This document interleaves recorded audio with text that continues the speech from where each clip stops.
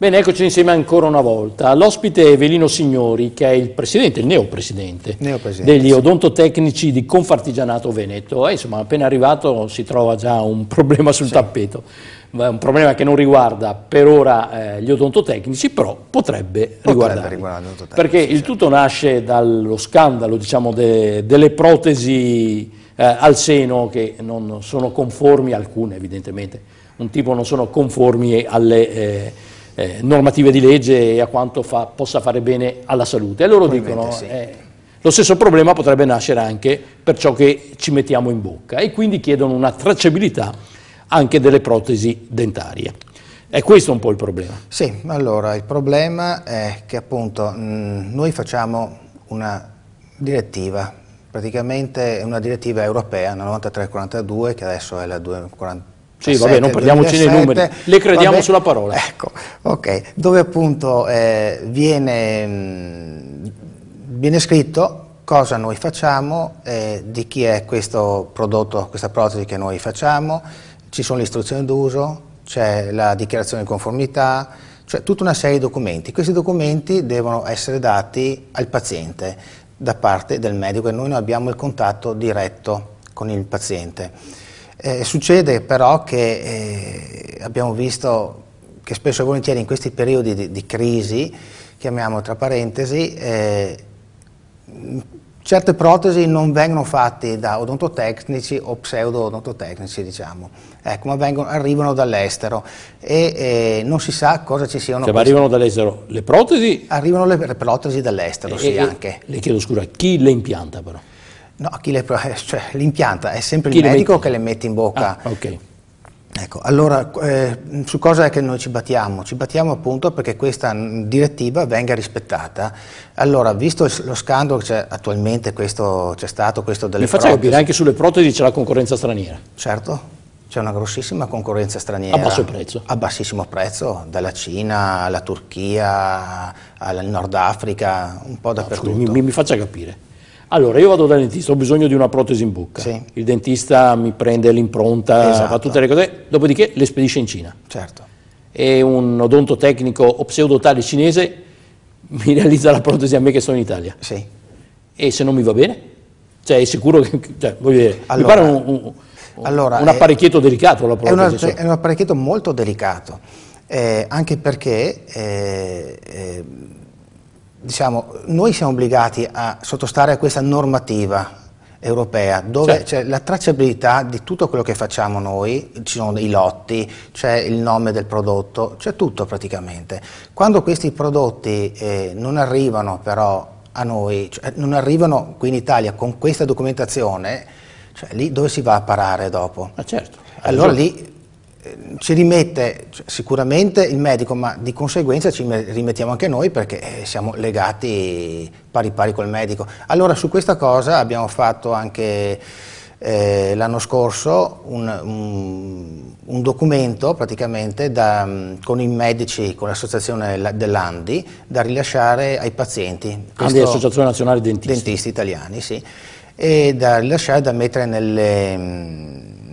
come si chiamavano, nelle sale di attesa, diciamo, ecco, dove è spiegato chi è l'odontotecnico, chi è il medico, qual è la funzione, il lavoro che fa l'odontotecnico e quello che fa il medico.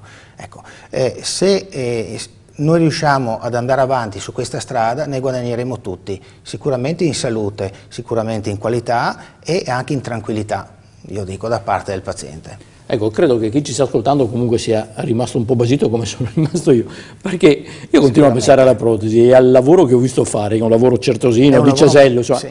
Mi perdura, è difficile riuscire a immaginare che uno lo riesca a fare a migliaia di chilometri di distanza, allora, e che poi questo lavoro vada bene per la mia bocca. Certo. Com'è che viene sistemata sta cosa?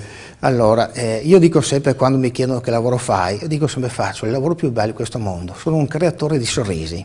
Perché? Bella come immagine. Sì, siamo un creatore di sorrisi, perché se non lo facciamo bene possiamo sfigurare oppure appannare il sorriso a una persona, però abbiamo bisogno, se vogliamo dare il massimo, questa persona vederla, non vogliamo mettere le mani in bocca come tanti ci accusano, oppure tirano fuori il discorso dell'abusivismo, che veniamo sempre additati come degli abusivi, no, assolutamente.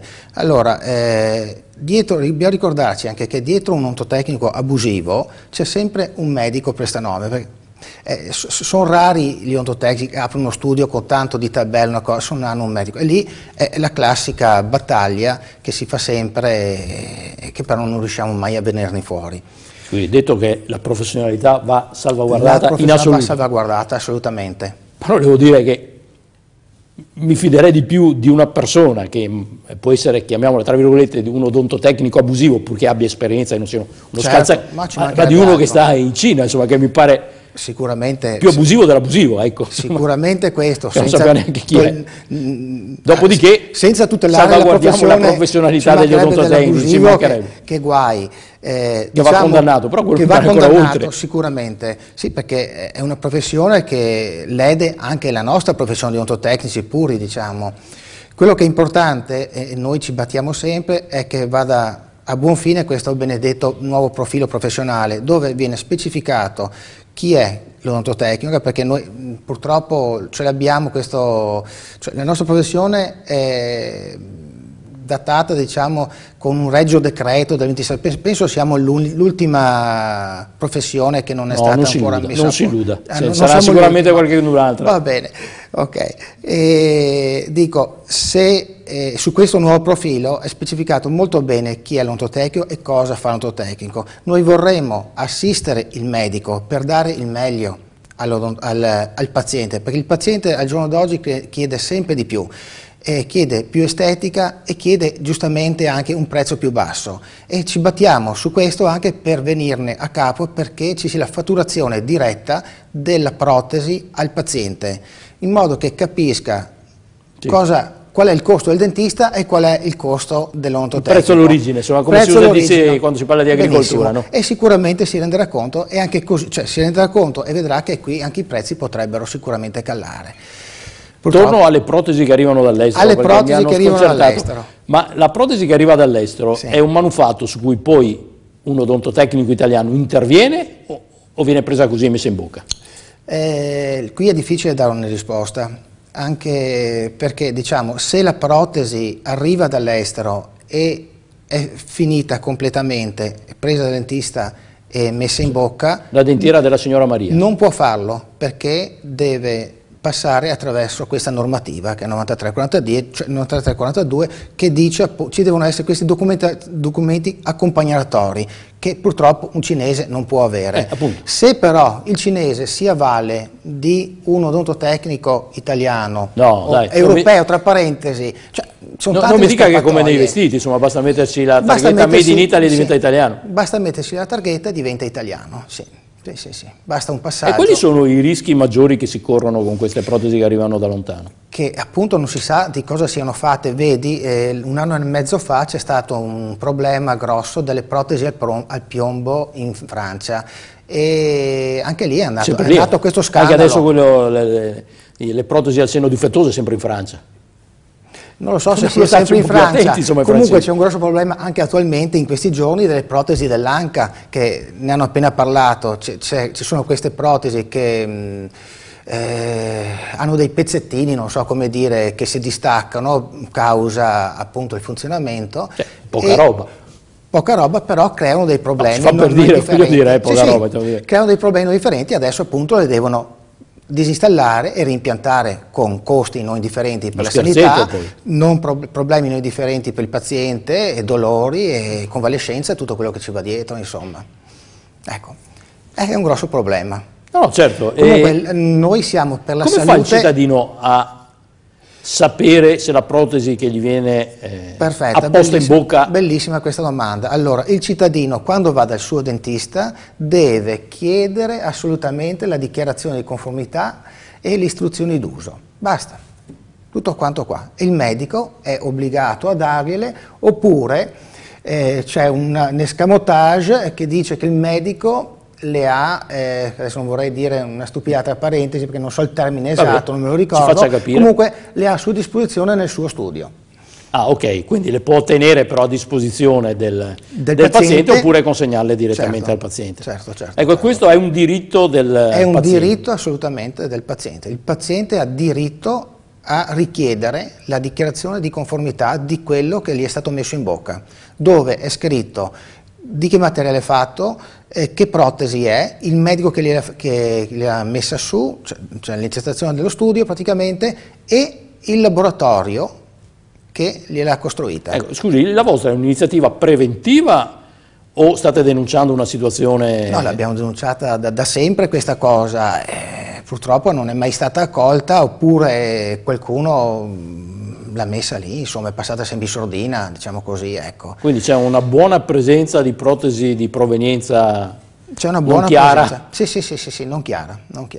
Poi c'è un altro, ci sarebbe anche un altro problema, tra parentesi. 30 secondi, alla fine. Sì, mi dica, se la fa in 30 secondi a dirmi il problema? Il problema è che adesso ci sono delle protesi che sono costruite dai dentisti e non neanche più dagli odontotecnici.